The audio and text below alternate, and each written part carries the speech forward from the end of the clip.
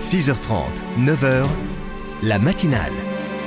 7h55, c'est l'heure de l'édito sur RCF. Bonjour Benoît de Sinetti.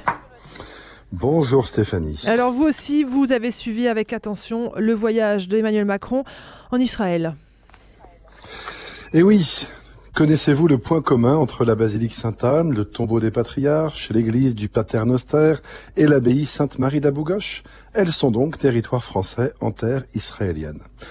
Alors manifestement, cette extraterritorialité doit être rappelée un peu tous les quarts de siècle. Et après Jacques Chirac en 96, l'actuel président de la République s'est donc mis hier en colère contre un service de sécurité israélien un peu trop intrusif.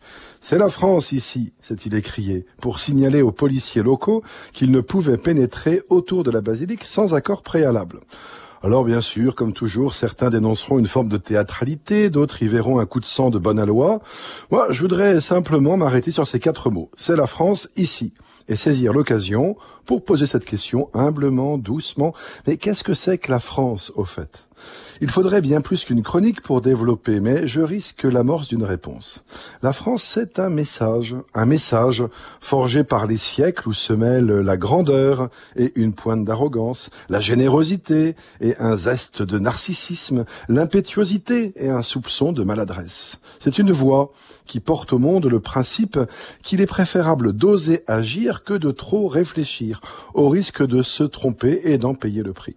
Une voix qui rappelle que le plus faible a droit sur le plus fort et que la fin ne saurait justifier les moyens, au risque de se piéger dans ses contradictions. La France, c'est le pays où l'on se combat comme des fous, comme des furieux, mais où tous se savent compagnons, sauf quand on l'oublie dans l'ivresse de la violence ou la bêtise de la peur. La France, c'est une histoire qui commence à Clovis et se poursuit sous nos yeux, même si nous pouvons nous écharper sur ce point-là aussi. La France, c'est l'évangile porté par Irénée, Denis, Martin, Geneviève et combien d'autres, sans pour autant faire disparaître la magie, la sorcellerie et la superstition. La France, c'est la fille si aînée qu'elle se croit parfois légitime à donner des leçons à l'Église tout entière, tout en laissant éclore des armées de saints. La France, disent beaucoup autour de nous en ces jours, c'est la terre de ceux qui ont tellement reçu et dont on ne comprend pas l'acharnement qu'ils ont à détruire les trésors dont ils sont dépositaires. C'est la France ici. Pourquoi ne pas entendre dans ce cri la promesse faite aux opprimés qu'ils trouveront asile, aux pauvres qu'ils seront secourus? Et l'on se prend alors à rêver qu'en quelques mots présidentiels, une promesse nous soit faite. France, fille aînée de l'Église, cria il y a près de 40 ans une voix puissante à l'accent polonais. Qu'as-tu fait des promesses de ton baptême? Oui, qu'avons-nous fait des promesses de notre histoire? Et surtout, que voulons-nous en faire aujourd'hui?